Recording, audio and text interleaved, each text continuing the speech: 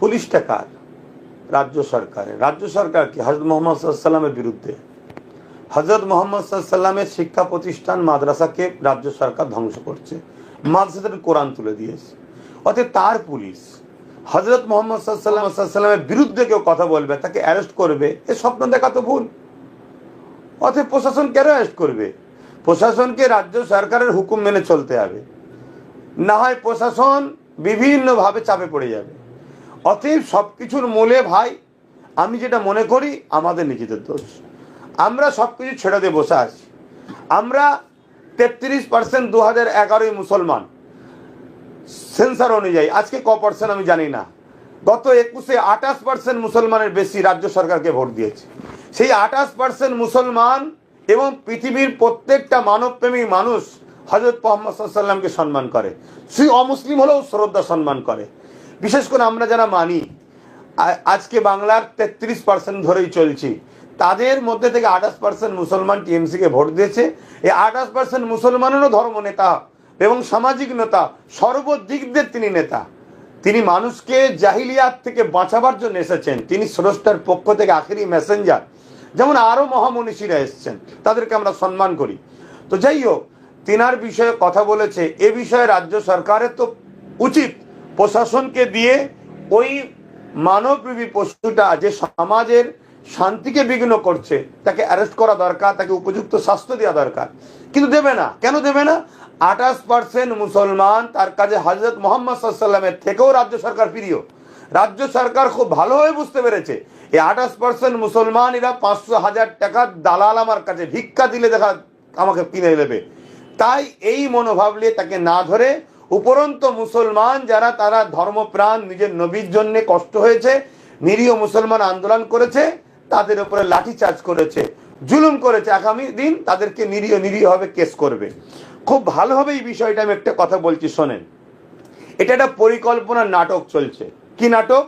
মুসলমানদের ঘরে মিথ্যা মামলায় জড়াও। কেন জড়াও? এই মামলায় জড়ালে ওদের আর্থিক কাঠামোটা আস্তে ধ্বংস হবে। কোটি কোটি মুসলমানকে কেস দাও, তাহলে পুরো দেশ জুড়ে, তাহলে আর্থিক দিক দিয়ে ধ্বংস হবে। দ্বিতীয় নম্বর কথা, যে মুসলমানটাকে কেস দেবে তাকে একটা কেসের ভয় থাকবে, তাকে প্রশাসন দিয়ে এমনভাবে পেটো যাতে করে তার মধ্যে একটা আতঙ্ক তৈরি হয়, আগামী দিন কোনো অন্যায়ের বিরুদ্ধে যেন সে সামনে না গিয়ে আসে। 4 নম্বর কথা, সে ধর্ম থেকে যেন আস্তে আস্তে পিছিয়ে যায়, ধর্মের ওপর যে দরদ টান এটা যেন কমে যায়। এই জায়গায় দাঁড়িয়ে থেকে আমি 28 আর 33-এর বিভাজনে যাচ্ছি না। কমসে কম ভুল হওয়ার পরও মানুষের শিক্ষা নেওয়া দরকার। যদি সামান্যটুকু মনুষ্যত্ব থাকে, এই সরকারের হযরত মুহাম্মদ সাল্লাল্লাহু আলাইহি ওয়াসাল্লামের বিরুদ্ধে যে কার্টুন তৈরি করেছে তাকে অ্যারেস্ট না করে নিরীহ মুসলমানগুলোর উপরে প্রশাসন দিয়ে মারলো, এবং তাকে কি বলে, এখন নতুন করে যারা আন্দোলন করেছিল তাদেরকে কেস দিয়ে তোলার যে মুসলিম বিদ্বেষী সরকারের যে মনোভাব দেখাচ্ছে, অঙ্গীকার করুন গণতান্ত্রিক প্রক্রিয়ায় আগামী দিন এ সরকারকে আমাদেরকে জবাব দিতে হবে। আর জবাব দিয়ে অন্য কারো দালালি করলে হবে না, নিজেদের ঘরে কি বলে রাজনীতির পাওয়ারের প্রতিযোগিতায় আসতে হবে। ডক্টর বাবা সাহেব আম্বেদকর যেটা বলেছে, সংখ্যা অনুপাতে ভাগিদারি। আমরা 33 হোক, 30 হোক আর 10 হোক, সংখ্যা অনুপাতে আমাদের এমএলএ থাকবে, এমপি থাকবে, রাজ পাওয়ার থাকবে, রাজনীতির দল থাকবে, তবে আমরা আগামী দিন কামিয়াবি হব।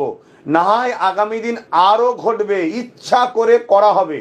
একজন দুজনকে দিয়ে বলবে যে তুমি হযরত মুহাম্মদ সাল্লাল্লাহু আলাইহি ওয়াসাল্লামের বিরুদ্ধে বলো, কোরআনের বিরুদ্ধে বলো, আল্লাহর বিরুদ্ধে বলো, তোমার কোনো চিন্তা নেই। তোমাকে যদি খুব চাপাচাপি হয় তুলে নিয়ে যাব, হালকা কেস দেবো, জামিন নিয়ে চলে আসবে, তোমাকে অনেক পুরস্কৃত করা হবে, তোমাকে অনেক সম্মানিত করা হবে।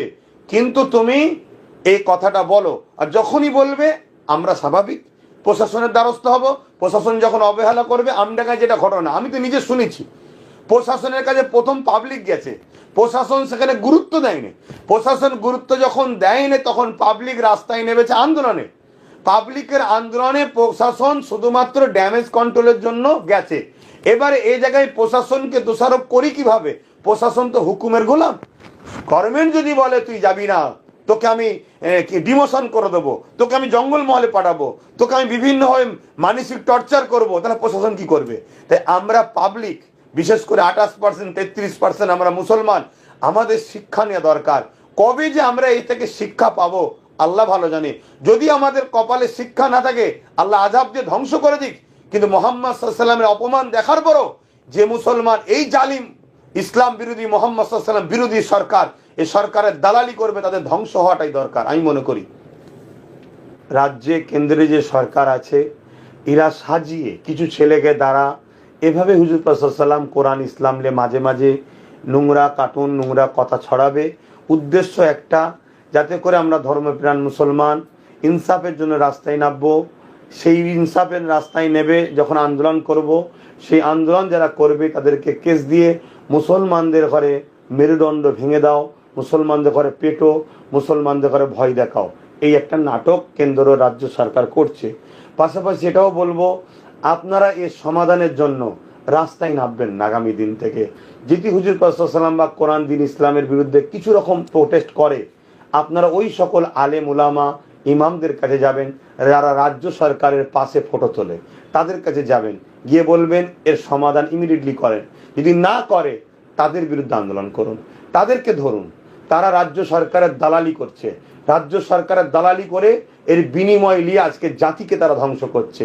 1 নম্বর পয়েন্ট। 2 নম্বর পয়েন্ট, আপনারা আইনের দ্বারস্থ হন। এই আইনের দ্বারস্থর জন্য অবশ্যই আমি আপনাদেরকে ওপেন ভাবে বলছি, আমার ভাই নওশাদ সিদ্দিকীর কাছে আসবেন। সে যদি আপনাদের কথা না শোনে আমার কাছে আসবেন, ওকে নিয়ে আপনাদের সাথে বসিয়ে কাজ করাবো। তবে আমি বলতে পারি আমার ভাই আপনাদের কথা শুনবে, শুনবে না তা না, শুনবে, কিন্তু তারপরও বিকল্প অপশন হিসাবে রাখলাম। তো যাই হোক, এই দুটো ছাড়া তৃতীয় কোনো রাস্তায় যাবেন না। আমার কথা শুনে অনেক মুসলমান বলবে একই রকম মুসলমান রে, নবীর ওপরে বিরুদ্ধে কথা আন্দোলন করবে না, ওরা হচ্ছে মুনাফিক, ওরা আপনাকে নাবাতে চাইছে, ওরা রাজ্য সরকারের চামচা, নাবিয়ে দিয়ে আপনাকে বিভিন্ন কেসে জড়িয়ে শেষ করে দিতে চাইছে। তাহলে সমাধান কি? এর সমাধান হলো রাজ পাওয়ার তৈরি করুন, এমন পাওয়ার তৈরি করুন। আগামী দিন আইন তৈরি করতে হবে, শুধু হযরত মুহাম্মদ সাল্লাল্লাহু আলাইহি ওয়াসাল্লাম নয়, কোন ধর্মের ধর্মগুরু মহানায়ক যারা ছিলেন তাদের বিরুদ্ধে যারা কোনো রকম কটূক্তি করবে, একটাই শাস্তি, যাবজ্জীবন জেল। আইন করুন, সে আইন করার মতো সরকার তৈরি করুন।